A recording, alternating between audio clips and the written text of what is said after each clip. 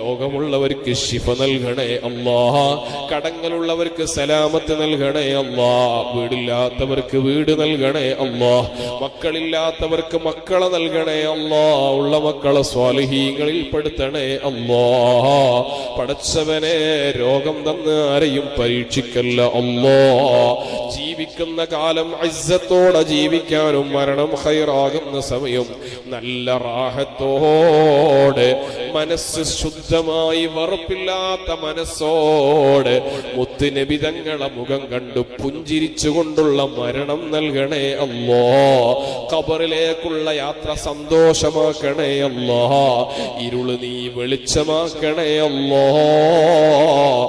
ഹബീബിന്റെ ജിവാറിലായി ഹൗള് കുടിക്കാനുള്ള ഭാഗ്യം നൽകണേ അല്ലാഹ്. അവസാനം നിന്റെ ലിഖാ കൊണ്ട് സന്തോഷിപ്പിക്കണേ അല്ലാഹ്.